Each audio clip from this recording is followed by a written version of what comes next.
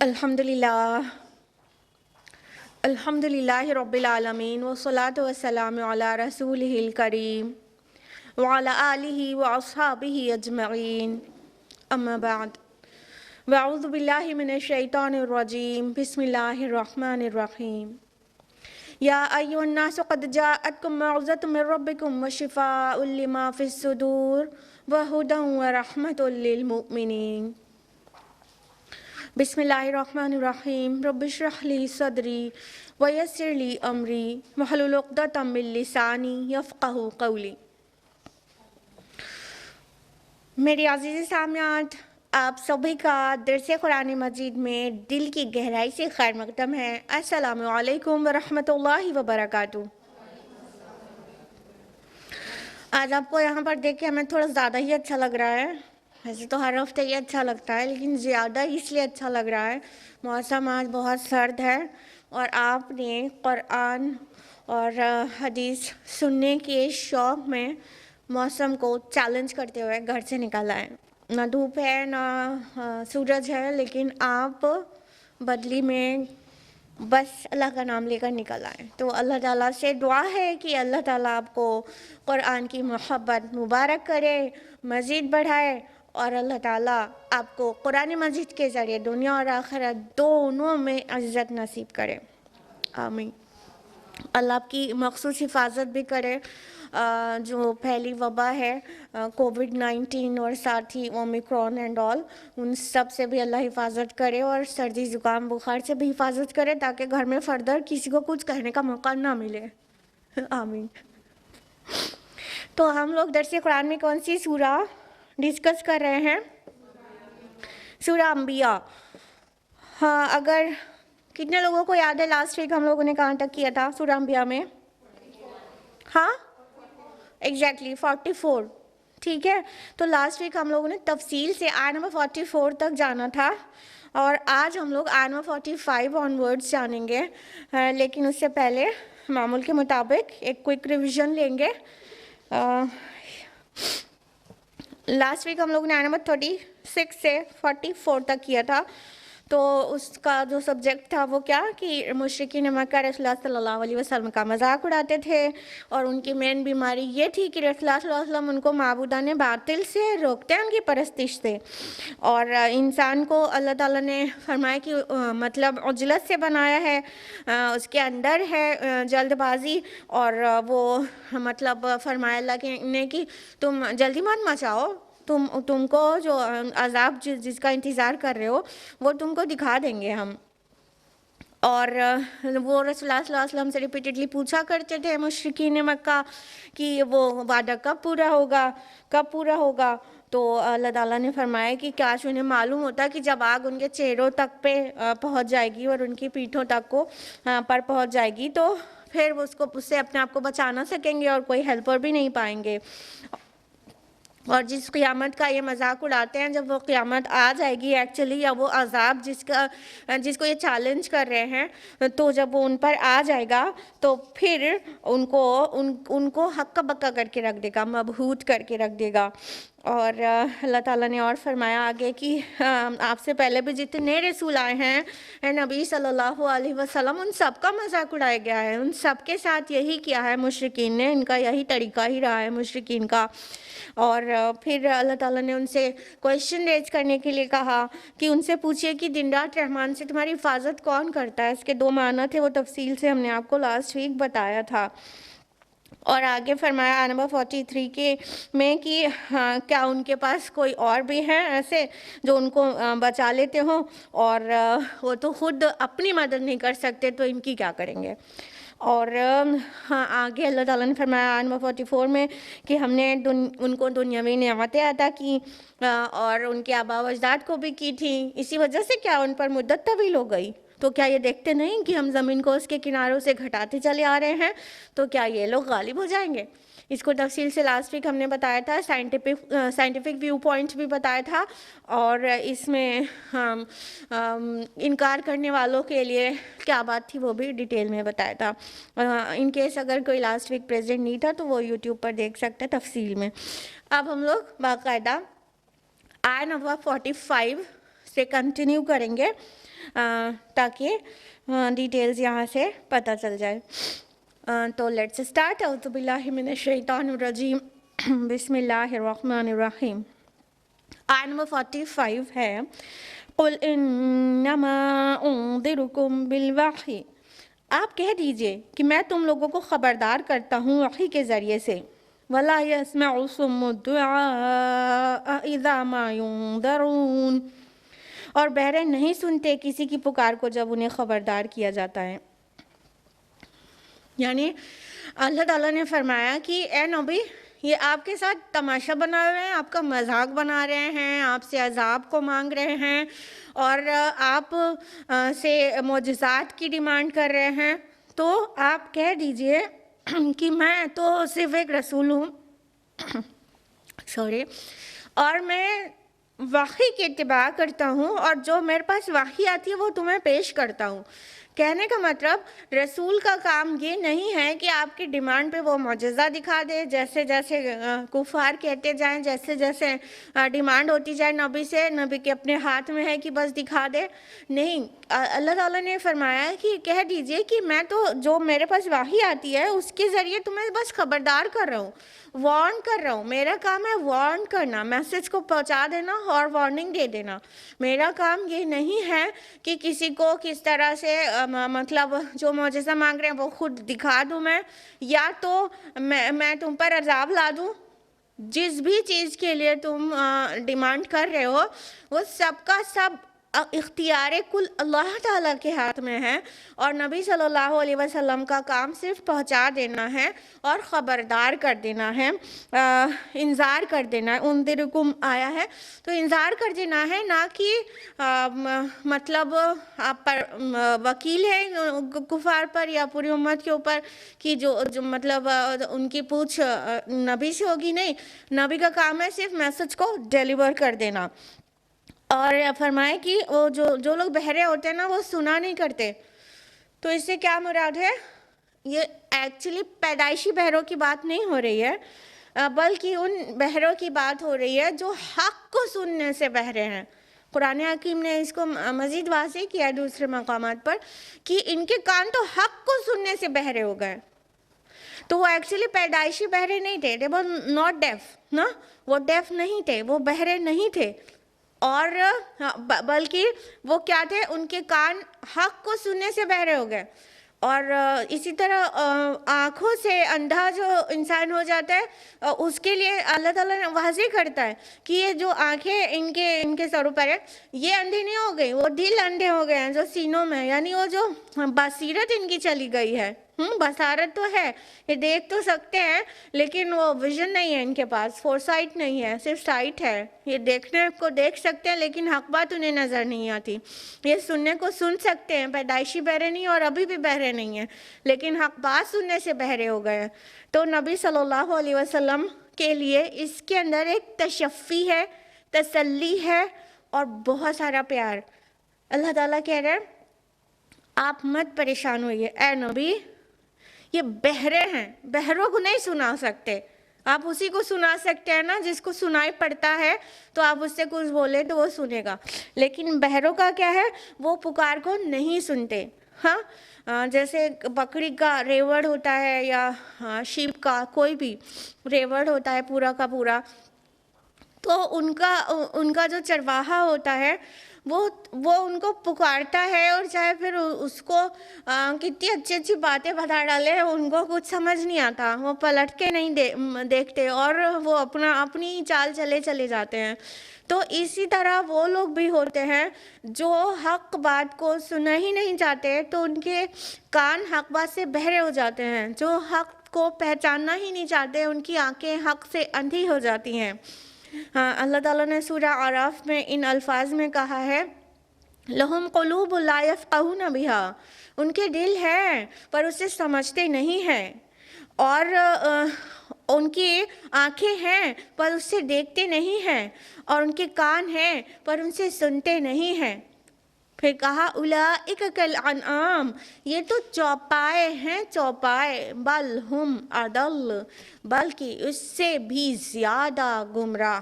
اس سے بھی زیادہ گئے گزرے، چوپایوں سے بھی زیادہ گئے گزرے۔ سورہ اعراف سورہ نمبر 7 آیت نمبر 179۔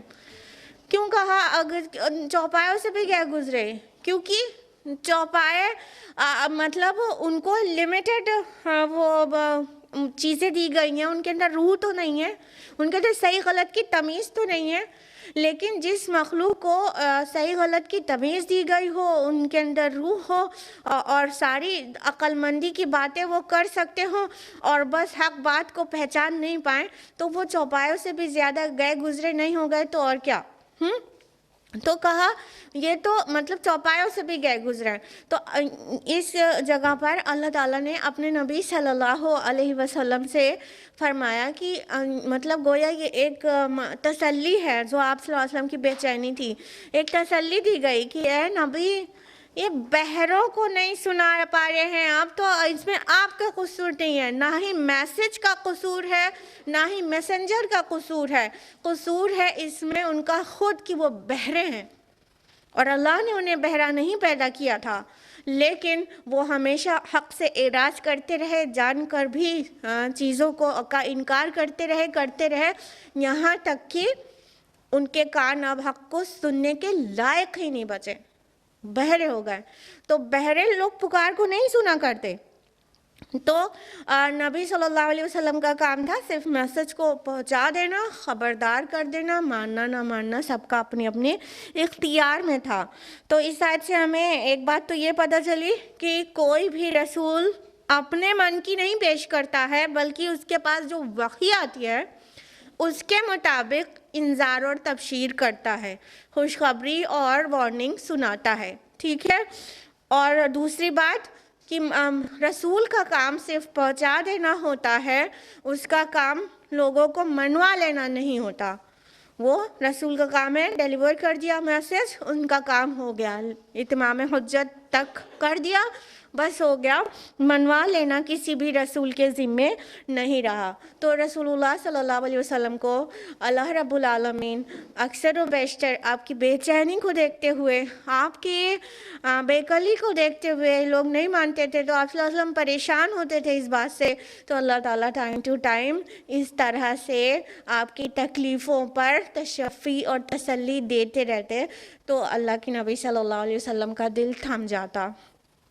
ایک ہمارے نبی تھے کہ ہم اپنی ملت کے لیے اتنا پریشان رہتے تھے، اور ایک ہم ملت کے لوگ ہیں جو اپنے ہی آخرت کے لیے اتنا پریشان نہیں رہتے، آرام سے گناہ کرتے اور سو جاتے ہیں۔ یہ کتنا فرق ہے۔ آیت نمبر 46 ہے وَلَئِن مَسَّتْهُمْ نَفْحَةٌ مِّنْ عَذَابِ رَبِّكَ لَيَقُولُنَّ يَا وَيْلَنَا إِنَّا كُنَّا ظَالِمِينَ۔ اور اگر انہیں آپ کے رب کے عذاب کا ایک بھپکا بھی لگ جائے تو فوراً چیخ اٹھیں گے، ہائے ہماری شامت، ہم ہی ظالم تھے۔ اب وہ جس عذاب اور جس قیامت کو چیلنج کر رہے تھے، جس کو بلا رہے تھے کہ آپ سچے ہیں تو لے آئیے، اس کے متعلق اللہ تعالیٰ نے فرمایا کہ اگر اس عذاب کا پورا عذاب تو چھوڑ ہی دو، اس عذاب کا ایک بٹ بھی ان کو ٹچ کر جائے تو اب بھی وہ بلبلا اٹھیں گے۔ اب اس میں جو کلام کا جو انداز ہے اس کو دیکھیے گا۔ اللہ تعالیٰ نے فرمایا وَلَئِن، اگر ان کو مَسَّتْهُمْ، ان کو چھو جائے۔ مس کا مطلب ہوتا ہے بہت سافٹ مائلڈ ٹچ، ایک دم ہلکا سا۔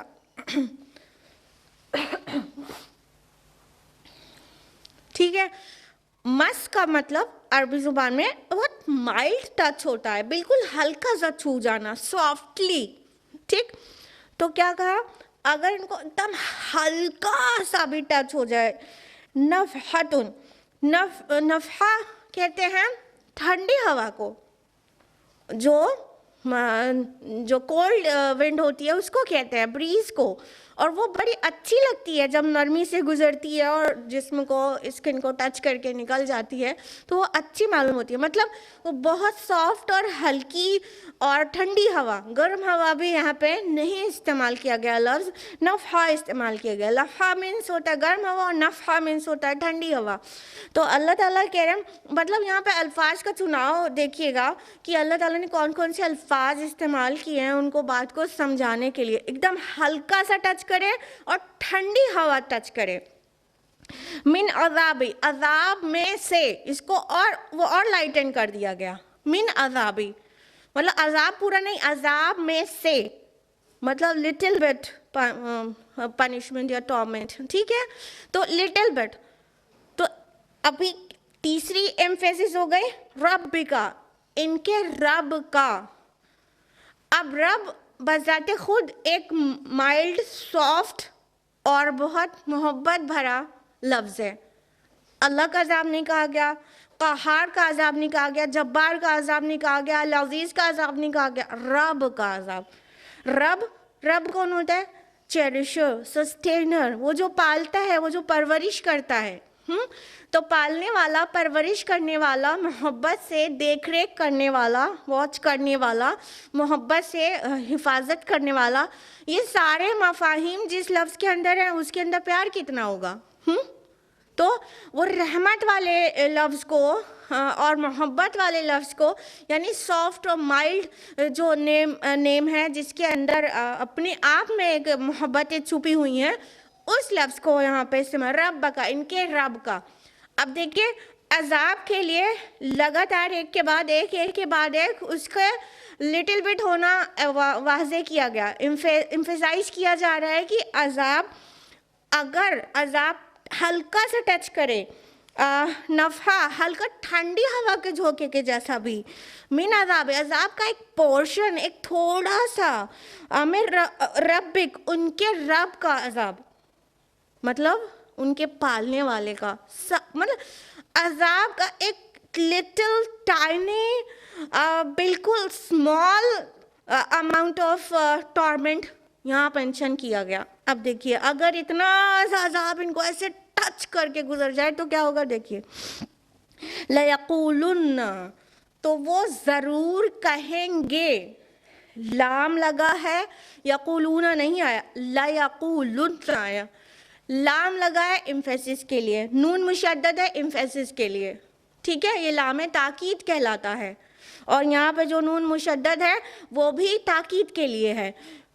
ضرور بالضرور, اس کو اگر اردو میں ترجمہ کیا جائے تو کہنا ہوگا وہ ضرور بالضرور کہنے لگیں گے. یا ویلنا, کہ بے شک ہم ہی, مطلب ہم تھے ہی خطا کار, ہماری کمبختی, ہم پر ہی ویل, ہم پر ہی, مطلب ساری غلطی ہماری ہے. ہم ہی جو ہے اس لائق ہے کہ ہم کو کہا جائے یا ویلنا, ہم کو کہا جائے, انا, بے شک ہم کو. ایمفیسس دیکھیے, وہاں عذاب کے لٹل ہونے کی ایمفیسس تھی, یہاں اپنا قصور ماننے کی ایمفیسس ہے. تو اگر نہ چھوٹا سا بھی عذاب ان کو ٹچ کر جائے تو کیا کہیں گے کہ ہم ہی غلط ہے, ہماری ہی کمبختی, ہم پر ہی تباہی, ہماری ہی تباہی. انا, بے شک ہم. انا مینس آپ ان جانتے ہیں, اگر نون الف زبر نہ نہیں ہے, ان ہے تو ان مینس انڈیڈ ہوتا ہے نا, بے شک, بلا تحقیق, یہ ایمفیسس کے لیے ہوتا ہی ہے. انا کہہ دیا گیا تو ہو گیا بے شک ہم. تو ایک ایمفیسس انا میں ہے, ایک ایمفیسس انا میں ہے, بے شک ہم ہی, بار بار ہم ہمارا ہے. لَيَقُولُنَّ, ہم, یا ویلنا, ہم, انا, ہم, کننا, ہم ہی تھے, اگین ایمفیسس, بے شک ہم ہی تھے ظالمین, ظلم کرنے والے. غور کریے, انداز بیان سوچئے, کس طرح انسان کہتا ہے دیکھا جائے گا. جہنم میں جانے والے کام کرے اور پھر کہے کہ جب جلیں گے تو دیکھا جائے گا. تو اس کو غور کرے کہ کیا کہہ رہا ہے ہمارا رب. اگر ان کو بالفرض دنیا میں ان کو ایک ہلکا سا عذاب چھو کر بھی چلا جائے, عذاب کی ایک ہلکی سی ہوا, مطلب ایسی ٹھنڈی ہوا, وہ بھی گرم, پوری گرم ہوا نہیں, لو کی ہوا نہیں, سموم ورڈ نہیں آیا. جیسے آج کل جا رہے ہیں تو آسان ہے سمجھنا, سے دروازہ کھولا اور ایک ہوا آئی اور فوراً بند کر دیا. اتنی سی ہوا کے بارے میں کہا جا رہا ہے, مطلب ایسے ایک ہلکی سی ٹھنڈی سی ہوا ہے. اب عذاب کی ہوا ٹھنڈی تو نہیں ہوگی, لیکن بھرپور عذاب کی گرمی اور ایک ہلکی سی ہوا میں جو ڈفرینس آئے گا, تو ٹھنڈی ہوا کا ورڈ استعمال کیا گیا ہے, نفحہ. تو یہ کہا جا رہا ہے ایک دم ہلکا سا عذاب کا ایک جھوکا بھی کہنا ہے, ایک بڑا ورڈ ہوگا, ایک مطلب ایک لٹل ٹائنی عذاب ان کو ہلکا سے ٹچ کر کے ہلکا سے گزر جائے, بس ٹچ کر کے گزر جائے, بس اتنا. دروازہ کھولا, ہوا لگی, بند کر دیا. اتنی دیر میں ہمارا کتنا کچھ بگڑ جائے گا. اتنے میں انسان اپنی غلطی اس درجے میں ماننے لگے گا, کہے گا بے شک ہم ہی تھے ظالم, ہم تھے, ہم نے کیا غلطی, ہم سے غلطی ہوئی, ہماری ہی تباہی, ہماری غلطی تھی جو ہم رسول کی نہیں مان کر دے رہے تھے. اس عذاب سے اس بری طرح سے انسان چیخ اٹھے گا. تو سوچئے ہم کیسے اتنی آسانی سے کہہ سکتے ہیں دیکھا جائے گا. یا تو ہم مطلب جہنم میں جانے کے لیے کہتے ہیں کہ ایک نہ ایک دن تو نکال لیا جائے گا. اللہ اکبر. سچ میں ہم نے ایسے لوگوں کو بھی سنا ہے, آپ نے بھی سنا ہوگا کبھی کسی کو کہتے ہوئے کہ ایک نہ ایک دن تو نکال لیا جائے گا نا. اللہ اکبر. ایک اتنے سے عذاب کے بھپکے کو بھی برداشت کرنے کی سکت نہیں ہے انسان کے اندر, وہ ایک دم بری طرح سے چیخ اٹھے گا. اور کہا جا رہا ہے کہ ایک نہ ایک دن تو نکال لیا جائے گا. وہ کئی ہزار سال ہوں گے, وہ کئی لاکھ سال ہے, کئی کروڑ سال ہوں گے, اس کے بعد نکال جائے گا. تو اتنی ہمت آ گئی ہم میں. اللہ اکبر. کیسی سوچ ہے ہماری. تو ایک حدیث میں آتا ہے کہ ایک شخص کو ایسے عذاب کا ایک ہلکا سا مطلب اس کو جھونکا ملے گا, اور دنیا میں ساری لگژریز اسے ملی تھی, سب طرح کی لگژریز میں اس نے ایک دم مطلب پرنس کی طرح زندگی گزاری تھی. اور عذاب کا خالی ایک مطلب وہی آئے گا, ایک پورشن, جیسے ہی عذاب اسے ٹچ کرے گا وہ کہہ اٹھے گا میں نے کبھی دنیا میں کوئی بھی آسانی اور آرام جانا ہی نہیں. تو آرام کیا ہوتا ہے, لگژری کیا ہوتی ہے, آئی ڈونٹ نو.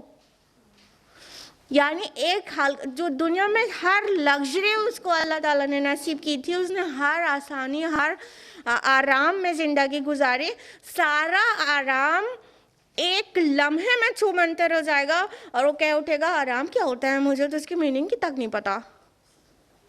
وہ سکون اور عیش کیا ہوتا ہے, مجھے تو اس کے میننگ تک نہیں پتا, مجھے یہ ہوتا کیا ہے مجھے نہیں پتا. یعنی ایک ہلکے سے عذاب, جیسے عذاب سٹارٹ ہوگا اس ٹائم ہی وہ کہہ دے گا میں نے کبھی آرام میں نہیں گزارا, میں تو مدتوں سے تکلیف میں ہوں. تو یہ حالت ہوگی انسان کی. تو اسے چاہیے کہ رب اور رسول کی مانے. ہم زبان سے تو اللہ کے رسول کی تکذیب نہیں کرتے, لیکن عمل سے خوب کرتے ہیں, خوب کرتے ہیں. غور کریں, اپنے ایک عمل کو غور کریں کہ کون سا عمل ہمارا ایسا ہے جو ہم کو اس عذاب سے بچا لے گا, اور کون سا عمل ہمارا ایسا ہے جو اس عذاب میں لے جائے گا. اللہ نہ کرے.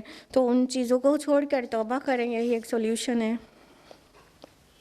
آیت نمبر 47 وَنَضَعُ الْمَوَازِينَ الْقِسْطَ لِيَوْمِ الْقِيَامَةِ فَلَا تُظْلَمُ نَفْسٌ شَيْئًا. اور ہم نے قیامت کے دن عدل و انصاف کی میزانیں لا کر رکھ دیں گے, پھر کسی جان پر کوئی ظلم نہیں کیا جائے گا. وَإِنْ كَانَ مِثْقَالَ حَبَّةٍ مِّنْ خَرْدَلٍ أَتَيْنَا بِهَا. اگر ہوگا کوئی عمل رائی کے دانے کے برابر تو ہم اسے بھی لے آئیں گے. وَكَفَى بِنَا حَاسِبِينَ. اور حساب لینے کے لیے ہم کافی ہیں. اللہ تعالیٰ آگے بتا رہے ہیں کہ ایکچولی قیامت کے دن تو تمہارا سارا کچا چٹا کھل کر سامنے آ جائے گا, میزان قائم ہو جائے گی.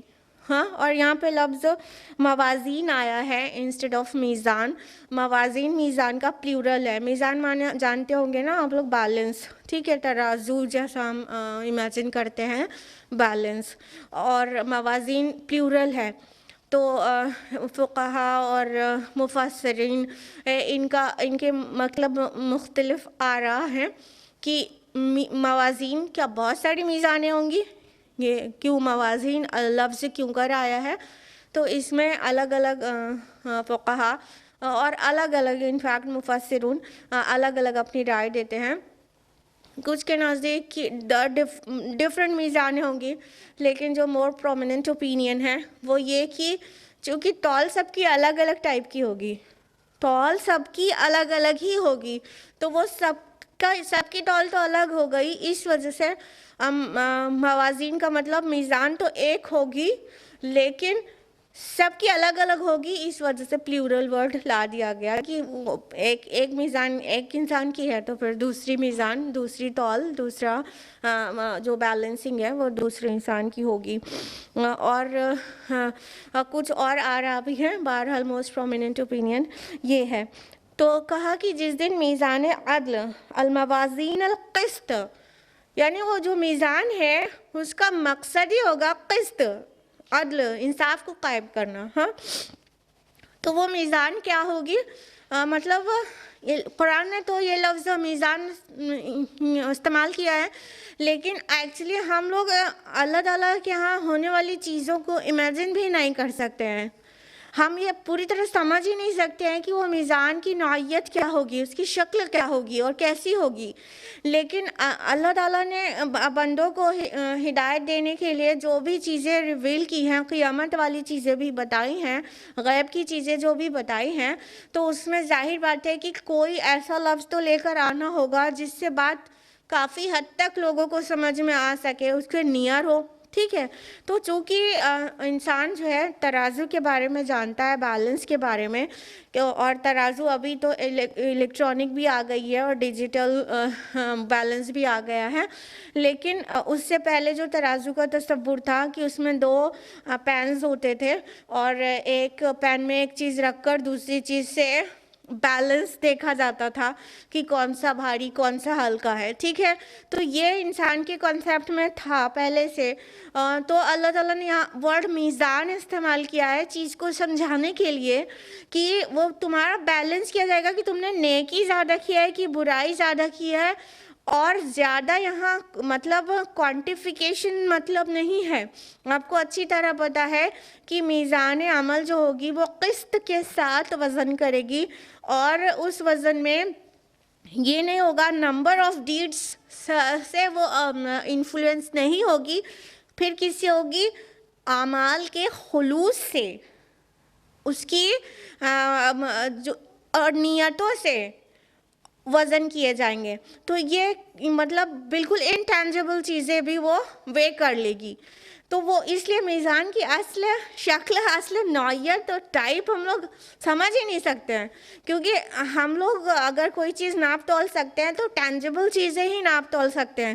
لیکن ایک نے 2 رکعت نماز پڑھی اور دوسرے نے 2 رکعت نماز پڑھی، کس کی نماز میں زیادہ خلوص تھا، کس کی نماز میں کم تھا یا تھا ہی نہیں، اس کو ہم ناپ تول نہیں سکتے. ہاں، کوئی ایسا مطلب پیورٹی کا اسکیل نہیں ہے ہمارے پاس جو دل کے اندر کے خلوص کو اور نیتوں کو ناپ سکے. تو لیکن وہ جو میزان ہوگی وہ انٹینجیبل چیزوں کو بھی میجر کر سکے گی، انفیکٹ وہ تول سکے گی کہ کتنے مطلب کس قدر اللہ تعالیٰ کی خلوص کے ساتھ اللہ کی رضا کے لیے کام کیا گیا تھا، تو اس کا وزن اس عمل کا زیادہ ہوگا، اور جو کام دکھاوے کے لیے کیا گیا ہوگا وہ بے وزن ہو چکا ہوگا، اور جو کام میں مطلب ہلکا پھلکا ہوگا، معاملہ خلوص کا کم ہوگا، تو اس کا وزن ہلکا ہوگا. تو یہ اکارڈنگلی ہوگا. تو اس لیے ایکچولی میزان کی اصل حقیقت ہم لوگ سمجھ ہی نہیں سکتے، بس اندازہ لگا سکتے ہیں. تو اللہ تعالیٰ نے فرمایا کہ ہم قیامت کے دن میزان عدل قائم کریں گے، میزان قسط قائم کریں گے، اور پھر کسی جان پر کوئی بھی ظلم نہیں ہوگا. یعنی وہ میزان ایسی نہیں ہوگی کہ کہیں کسی کا کچھ نیک عمل تھا لیکن بھول جایا گیا اس میں رکھنے سے، یا کوئی کا گناہ تھا تو وہ تھوڑا سا اور بڑھا کے اس میں رکھ دیا گیا. نہیں، ذرہ برابر بھی ناانصافی نہیں ہوگی.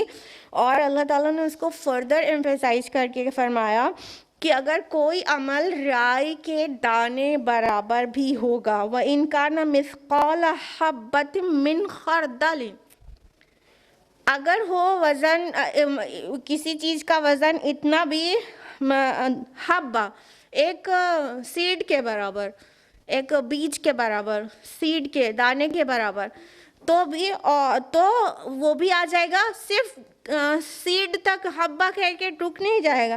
من خردل، یعنی رائی کے دانے کے برابر. خردل میں رائی ہوتا ہے، سب کو پتہ ہے نا، مسٹرڈ سب کے کچن میں ہوتی ہے کچھ نہ کچھ بگاڑنے کے لیے، کریکٹ؟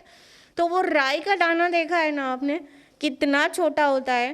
تو اللہ تعالیٰ فردر چیز کو ایمفیسائز کر رہے ہیں کہ کسی کے ذرا بھی ظلم نہیں ہوگا. اگر نیک عمل ہوگا تو بھولا نہیں جائے گا. وہ اگر رائی کے دانے کے برابر بھی عمل ہوگا، نیک ہو یا بد، تو ہم اللہ تعالیٰ فرماتے ہیں ہم اسے بھی لے آئیں گے. حضرت لقمان جب اپنے بیٹے کو نصیحت کر رہے تھے تو سورہ لقمان کے آیت نمبر 16 میں ہے نا، تو انہوں نے بھی کہا تھا نا کہ اے بیٹا، اگر رائی کے دانے کے برابر بھی کوئی عمل ہوگا اور ہو وہ بھی کسی چٹان میں یا آسمانوں میں یا زمین میں، تو اللہ لے آئے گا اس کو. تو یہاں پر بھی وہی بات ہے کہ اگر رائی کے دانے برابر بھی گڈ ڈیڈ ہوگی وہ بھی اللہ تعالیٰ لے آئیں گے، اور اگر بیڈ ڈیڈ ہوگی، کچھ گناہ ہوں گے، تو وہ بھی کہیں سے مس آؤٹ نہیں ہوگا.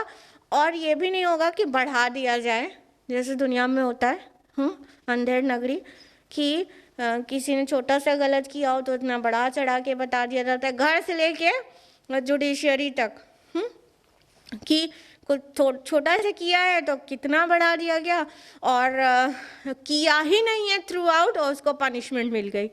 ثبوت نہیں اکٹھا ہو پایا.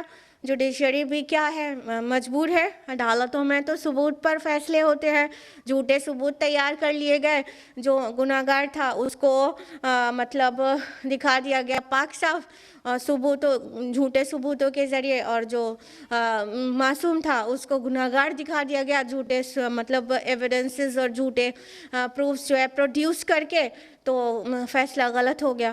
لیکن اگر یہی بات وہاں پہ بھی ہو کہ ہمارے فلاں بخشوا لیں گے، ہمارے مطلب ان کے بینر کے نیچے آنے کے بعد پھر ہٹ لگا لیں گے اللہ تعالیٰ سے جنت میں جانے کی، then where has gone the justice? اب جب آخرت میں بھی جسٹس نہیں ہونا ہے، وہاں پر بھی مطلب چلے گا انٹرسیشن، تو پھر کہاں پر ہوگا؟ ہاں ٹھیک ہے، انٹرسیشن ہوگا، شفاعت ہوگی، لیکن وہ بھی حق کے ساتھ. اس کا تفصیل سے ہم لوگ پہلے جان چکے ہیں. تو فرمایا کہ اللہ تعالیٰ نے کہ کسی کا کوئی عمل اتنا چھوٹا سا بھی ہو تو ہم لے آئیں گے. اگر آپ لوگ یہ سوچ رہے ہیں کہ رائی کے دانے سے مثال کیوں دی گئی ہے، اب تو سائنس ٹیکنالوجی ایڈوانس ہو گئی ہے اور ہم جانتے ہیں کہ رائی کے دانے سے چھوٹی چیزیں بھی ایگزسٹ کرتی ہیں، تو اس کی مثال کیوں نہیں دے دی گئی؟ اگر آپ کے دماغ میں یہ سوال آ رہا ہے تو اس کا جواب یہ ہے، دیکھیے جب کانٹیکسٹ دوسرا ہے، جیسا کہ سورہ قیامہ، سورہ سبا میں اللہ تعالیٰ کہتے ہیں کہ زمین آسمان کی کوئی چیز اس سے ہڈن نہیں ہے، مثقال ذرہ، ایک ذرے کے برابر بھی نہیں. ٹھیک ہے، ایک ذرے کے برابر بھی نہیں. تو وہاں پہ وہ ذرہ آیا ہے. ذرہ مطلب ہم آج کے ایرا میں جس کو ایٹم کہتے ہیں، ذرہ عرب اسی کو کہتے تھے ایٹم. اسمالسٹ یونٹ ہے میٹر کی، ایٹم ہے. تو ایٹم وہاں پہ تو ورڈ آیا ایٹم، لیکن وی ڈو نو کہ it is not visible with a naked eye نا. ہم اچھی طرح جانتے ہیں نا اس کو، ہم ایسے کھلی آنکھوں سے نہیں دیکھ سکتے، نگن آنکھوں سے نہیں دیکھ سکتے. اس کے لیے ہم کو میگنیفائی کرنا پڑے گا. تو جب اللہ تعالیٰ نے اپنے متعلق بات کی ہے تو ذرہ ورڈ استعمال کیا ہے، ایٹم کے برابر بھی کوئی باریک چیز، کیونکہ اللہ تعالیٰ تو اسے دیکھ سکتا ہے۔ اب یہاں پہ تو بات ہمارے دیکھنے کی ہے نا، کہ اگر ذرہ کے برابر سے مثال دی جاتی تو ہمیں تو دکھائی دینے والی نہیں تھی، ہاں، تو پھر اس کی کیا ویلیو ہوتی، اس کی کیا مطلب یہاں پہ نکلتا جب دکھنی ہی نہیں ہے۔ تو ہمیں جو چھوٹی سے چھوٹی چیز جو دکھائی دینے والی ہے ان میں سے مطلب رائی کا دانہ بہت ہی چھوٹا ہوتا ہے، تو اس سے مثال دی گئی ہے کہ ایٹ لیسٹ تمہاری نیکڈ آئی سے تمہیں دکھائی تو پڑے جو چیز، اس سے مثال دی گئی ہے۔ یہ ہمارے دیکھنے کی چیز تھی نا، تو رائی کے دانے سے چھوٹی مثال دینے کے لیے رائی کے دانے کی مثال دی گئی ہے، لیکن جب اللہ تعالیٰ کے دیکھنے کی چیز کی مثال دی گئی ہے تو ذرہ سے، ایٹم سے دی گئی ہے، سبحان اللہ۔ تو اس درجے میں کلام میں وسعت ہے اللہ تعالیٰ کے۔ فرمایا کہ ذرا وہ رائی کے دانے کے برابر بھی کوئی عمل ہوگا تو ہم اسے لے آئیں گے۔ یہ آپ لوگ سورہ زلزال میں بارہا پڑھتے رہتے ہوں گے صلاح کے اندر، وَمَن يَعْمَلْ مِثْقَالَ ذَرَّةٍ خَيْرًا يَرَهُ وَمَن يَعْمَلْ مِثْقَالَ ذَرَّةٍ شَرًّا يَرَهُ۔ ماشاء اللہ ایوری بڈی نوز نا۔ تو جو نیکی بھی کی ہوگی کسی نے تھوڑی سی بھی تو اللہ تعالیٰ لے آئے گا، اور وہ برائی بھی کی ہوگی تو وہ بھی لے آئے گا۔ وَكَفَى بِنَا حَاسِبِينَ، اور حساب لینے کے لیے ہم کافی ہیں۔ کہنے کا مطلب یہ میزان عدل جو قائم کی جائے گی یہ اللہ تعالیٰ کے لیے نہیں ہے کہ وہ دیکھ لے کہ کس نے زیادہ مطلب اچھے کام کیے کس نے نہیں، یہ سب تمہارے جاننے کے لیے ہے۔ تم دیکھ لو، انسان اپنے نفس پر خود ہی بصیرت رکھتا ہے، وہ خود ہی جانتا ہے کہ وہ کتنے پانی میں ہے نا۔ تو اس دن جو میزان عدل قائم کی جائے گی وہ اس لیے نہیں کہ اللہ تعالیٰ کو ٹولز اینڈ ٹیکنالوجی چاہیے، نہیں، اللہ تعالیٰ حساب لینے کے لیے خود کافی ہے، without any tools, without any میزان، وداؤٹ اینی ویئنگ بیلنس، کوئی ضرورت نہیں ہے اللہ تعالیٰ کو اس کی۔ لیکن اگر اللہ تعالیٰ اپنے علم کے بنیاد پر فیصلہ سنائے گا تو ہم اور آپ جھگڑا کرنے لگ جائیں گے، کہیں گے کہ نہیں ہم ایسے نہیں ایسے کیا، کل ملا کے میرے نیک عمل زیادہ ہوں گے، برے تو تھوڑے ہی سے ہوں گے، ہم آرگیو کرنے لگ جائیں گے اگرچہ ہمارے سامنے سب کچھ ظاہر نہیں کر دیا جائے، ٹھیک ہے۔ تو یہ جو فرشتوں کے ریکارڈ کیپنگ کا کام ہے وہ بھی ہمارے لیے ہے، ہم کو دکھا دیا جائے یہ لو یہ تم کر کے آئے ہو، ہاں۔ اور یہ جو میزان میں ہمارے اعمال وزن کیے جائیں گے وہ ہمیں دکھانے کے لیے، دیکھو تمہارے سامنے ہے، تمہارے سامنے ہے جو تم نے کیا تھا، یہ تم دیکھ لو اپنی آنکھوں سے، واضح کر دیا گیا۔ وَكَفَى بِنَا حَاسِبِينَ، اور حساب لینے کے لیے ہم کافی ہیں، ہم کافی ہیں حساب لینے کے لیے، لیکن یہ میزان کا معاملہ تمہاری خود کے اوپر اتمام حجت ہے کہ تم اللہ تعالیٰ سے جھگڑا نہ کرنے لگ جاؤ کہ ایسا نہیں ویسا، تو تمہیں دکھا دیا جائے گا کہ تم ایکچولی اتنے پانی میں تھے۔ میزان میں جو اتنا ٹیکنیکل ہوگا وزن، اس کے متعلق ایک حدیث ہے، اس کا مفہوم ہم آپ کو بتا رہے ہیں کہ ایک انسان ہوگا بہت زیادہ گناہگار، اتنے سارے اس کے گناہ ہوں گے کہ جیسے بلڈنگ ہوتی ہے پوری بلڈنگ 99 بلڈنگ کے برابر وزنی گناہ ہوں گے اس کے، اور اس کو میزان کے ایک پین میں رکھ دیا جائے گا۔ پھر اس بندے سے اللہ تعالیٰ پوچھے گا کہ یہ سب تو نے کیا ہے؟ بولے گا ہاں کیا ہے، میں نے ہی کیا ہے۔ تو اللہ تعالیٰ اس سے پوچھیں گے کیا کوئی نیک عمل ہے آپ کے پاس؟ تو اس کو یاد تک بھی نہیں آئے گا کوئی نیک عمل، کہے گا نہیں بس یہی سب کیا تھا میں نے۔ تو اللہ تعالیٰ کہے گا ایک عمل ہے تیرے پاس؟ اللہ تعالیٰ کہے گا نہیں ہے ایک عمل، اور پھر اس کو منگایا جائے گا، اور وہ ایک کاغذ کا چھوٹا سا پیس ہوگا، کہا جائے گا اس کو رکھ دو، مطلب جس طرف گڈ ڈیڈس رکھ کے وے کرنا تھا اس طرف رکھوا دیا جائے گا، اور اس کا رکھا جانا وہ میزان کا وہ والا پین، وہ والا پلڑا بھاری ہو جائے گا، وہ 99 جو بلڈنگز کے برابر گناہ تھے وہ ہلکا ہو جائے گا، اور اس کاغذ کے چھوٹے سے ٹکڑے میں لکھا ہوگا اشہد ان لا الہ الا اللہ و اشہد ان محمد رسول اللہ۔ سبحان اللہ، یہ ہے لا الہ الا اللہ محمد رسول اللہ کی فضیلت بھی اور ساتھ ہی عمل کا وزن بھی.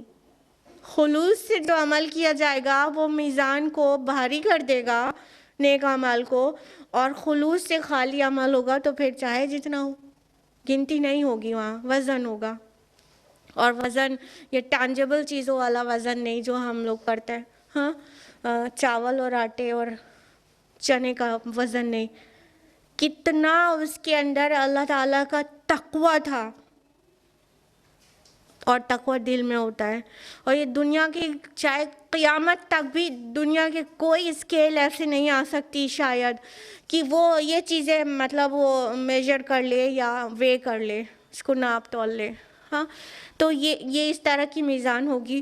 اور تو ابھی طے کریں, ابھی طے کریں, ابھی طے کریں کہ جو بھی کام کریں گے اچھے سب اللہ کی رضا کے لیے کریں گے, اور اس میں دکھاوا اور خالی پن بالکل نہیں ہوگا. جو کریں گے اللہ کی رضا کے لیے, اور جو غلطیاں ہو جائیں گی توبہ کرے بغیر نہیں سوئیں گے انشاءاللہ. آیا 48 ہے, وَلَقَدْ آتَيْنَا مُوسَىٰ وَهَارُونَ الْفُرْقَانَ وَضِيَاءً وَذِكْرًا لِّلْمُتَّقِينَ, اور ہم نے موسیٰ اور ہارون علیہ السلام کو عطا کی تھی فرقان, روشنی اور نصیحت متقین کے لیے. اب یہاں سے جو اس سورہ کا نام ہے, جس وجہ سے جس مناسبت سے وہ مضمون شروع ہو رہا ہے, کون سا مضمون؟ انبیاء کے قصص, ٹھیک ہے, سٹوریز آف پروفیٹس, آل نہیں, بہت سارے پروفیٹس کی سٹوریز یہاں سے شروع ہو رہی ہے. اور یہ واحد سورہ ہے جس میں کئی نبیوں کے قصص ایک ساتھ, چھوٹے بڑے کر کے ایک ساتھ کئی نبیوں کے قصص ایک ساتھ جمع کیے گئے ہیں. نام سے ذکر کی بات نہیں کر رہے ہیں, کئی اور صورتوں میں نام سے ذکر ہے, یہاں پہ قصص کی بات کر رہے ہیں, نبیوں کے قصے, سٹوریز, ٹھیک ہے. تو انبیاء علیہ السلام کے قصے کیوں سنائے جا رہے ہیں, اس کے لیے کچھ بیسک چیزیں ذہن میں رکھیے. Number 1, Quran is not a book of story. یہ سٹوری ٹیلنگ اور مطلب ٹیلز اور سٹوریز کی بک نہیں ہے, لیکن قرآن میں سٹوریز ہیں نصیحت کے لیے. یعنی بات وہ بتائی جاتی ہے سٹوری کے فارم میں جس سے نصیحت حاصل کرے انسان, جس سے ہدایت کا راستہ پا سکے. ورنہ سٹوری سنا کے انٹرٹین کرنا مقصد نہیں ہے. قرآن میں بس اتنی ہی سٹوریز ہیں جس سے کچھ نصیحت ملتی ہے, اور اس نصیحت کا فائدہ انسانوں کو اپنی ہدایت حاصل کرنے میں ملے گا, ٹھیک ہے.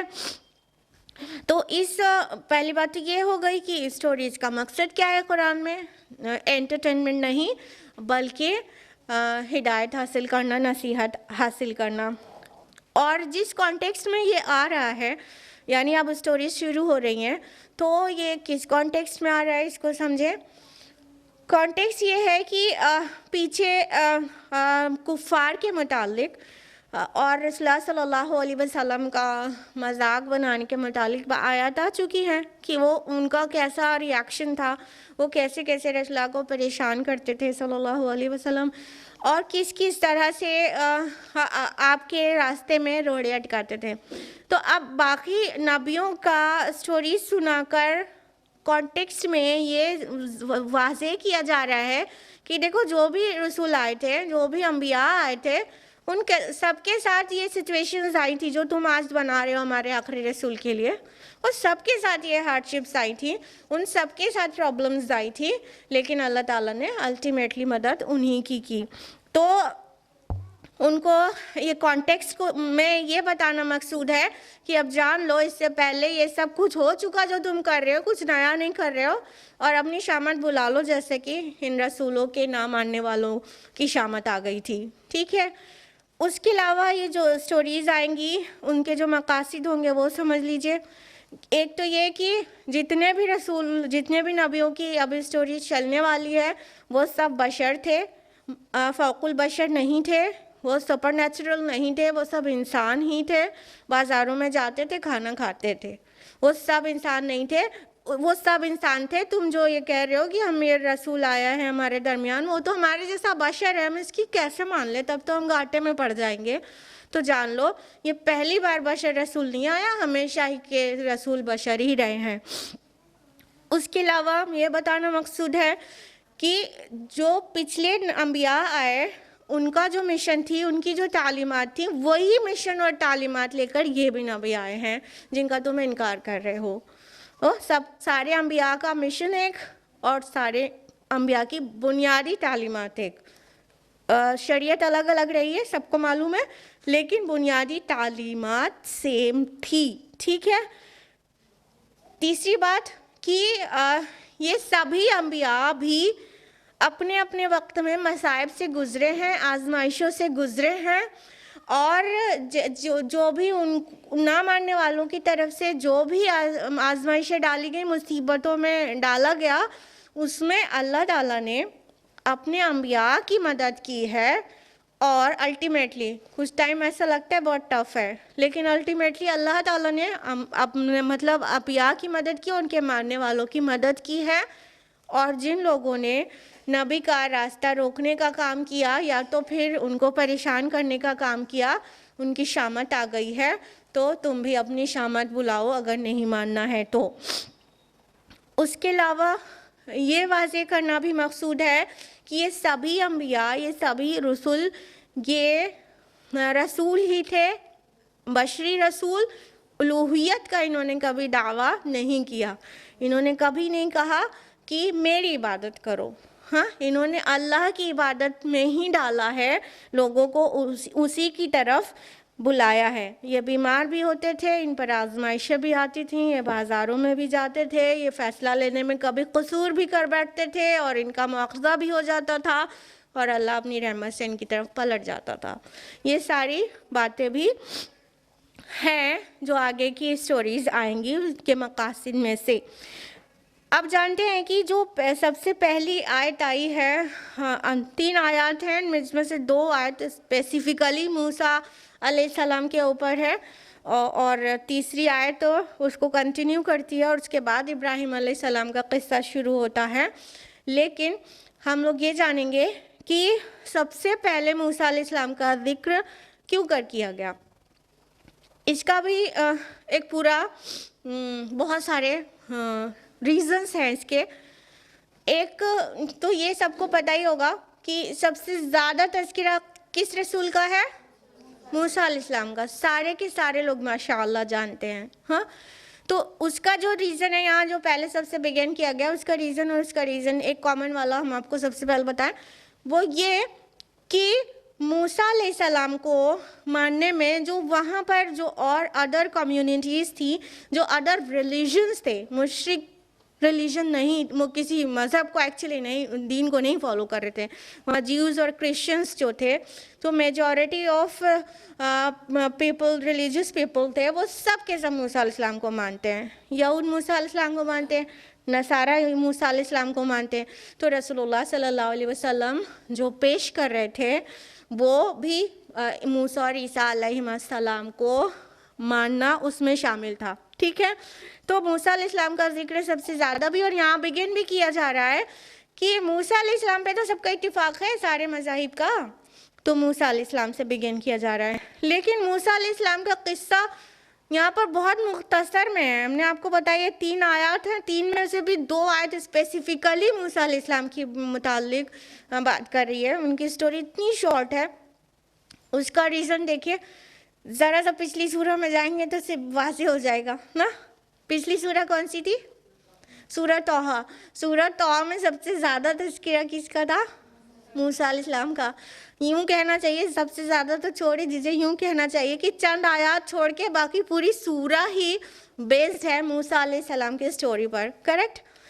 تو یہاں پر اس کو بیلنس کیا گیا ہے. بیلنس ان دا سینس قرآن مجید میں ایسا آپ بہت دیکھیں گے کہ ایک عکسی ترتیب ملتی ہے. ٹھیک. تو پچھلی سورہ میں موسیٰ علیہ السلام کو اتنا ڈیٹیل میں ان کی سٹوری کو ڈیسکرائب کیا گیا تھا، لیکن یہاں پہ اتنا ہی مختصر میں. پھر 2 ہی آیت یا کہہ سکتے ہیں ٹو دی میکسیمم 3 آیات میں. پھر اس کے بعد ابراہیم علیہ السلام کا قصہ ہے. آیت کیا ہے؟ ہم نے موسیٰ اور ہارون کو عطا کی تھی فرقان. فرقان سے یہاں کیا مراد ہے؟ تورات. ماشاء اللہ بہت تیز دماغ چلتا ہے آپ لوگ کا. بارک اللہ فی. اللہ تعالیٰ آپ کے دماغ کو مزید تیز کرے اور اس کو حق کے کام میں استعمال کرنے کی توفیق دے. یہاں پہ کہا جا رہا ہے موسیٰ اور ہارون علیہ السلام کو فرقان عطا کی تھی. فرقان موسیٰ علیہ السلام پر نازل ہوئی تھی کہ ہارون علیہ السلام پر؟ کہ دونوں پر؟ صرف موسیٰ علیہ السلام پر نا. تو یہاں پہ تو کہا جا رہا ہے موسیٰ اور ہارون کو دی تھی فرقان. کیوں کہا جا رہا؟ جلدی دماغ چلائیے بہت تیز چلتا نا ماشاء اللہ.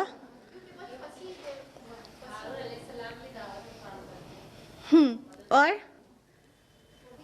جلدی بولیے. ہاں بعد نہیں پیرالل ہی تھے. ہاں ہیلپر مانگا تھا نا موسیٰ علیہ السلام نے اللہ تعالیٰ سے. دیکھیے یہاں پر یہ سٹوریز شروع ہو رہی ہیں اور سٹوریز میں ہاں صرف موسیٰ علیہ السلام کا ذکر نہیں لایا گیا ہے, ہارون علیہ السلام کو بھی پکچر میں ہونا چاہیے سٹوری میں. ایک بات. دوسری بات یہ کہ یقیناً تورات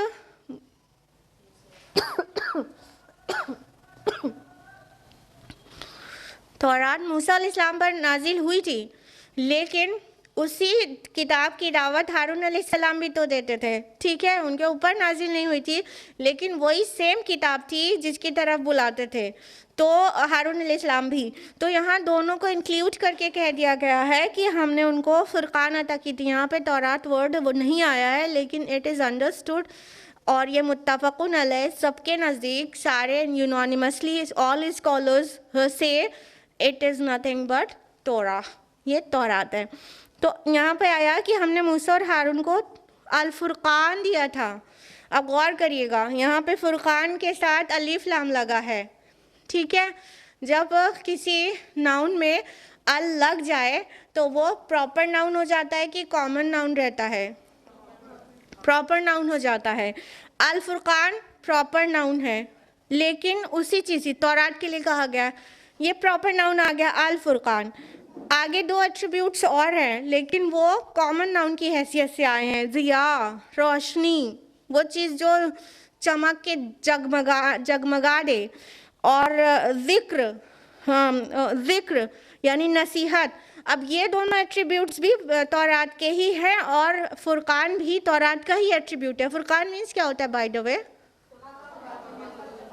کریکٹ. ماشاء اللہ بارک اللہ فی. اللہ تعالیٰ آپ کے علم میں مزید اضافہ کرے.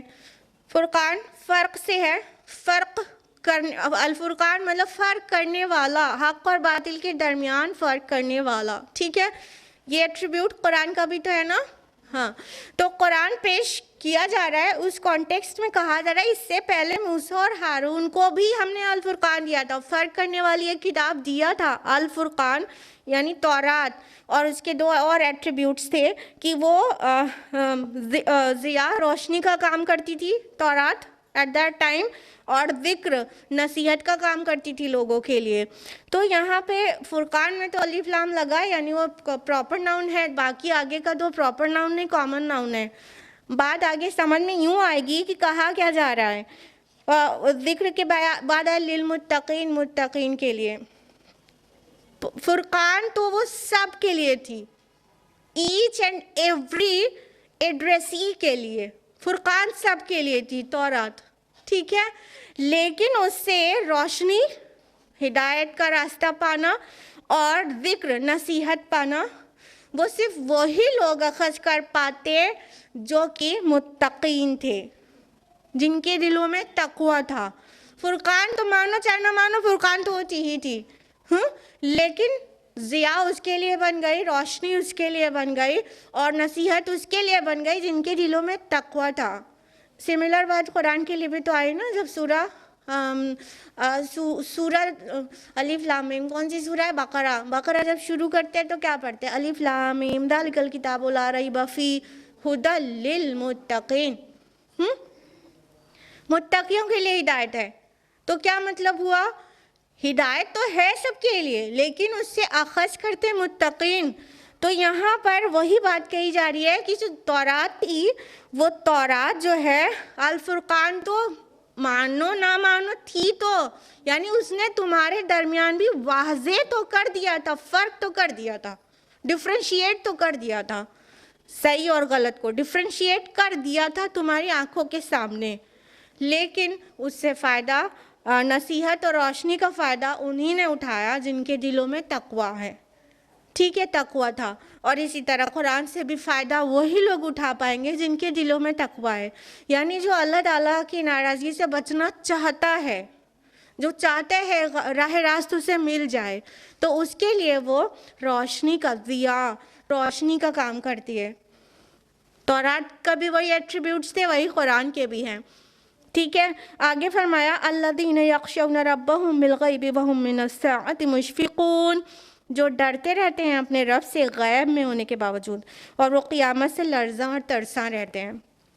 ان لوگوں کو جو اللہ کی کتاب سے ہدایت لے لیتے ہیں، ان کے ایٹریبیوٹس کیا ہیں؟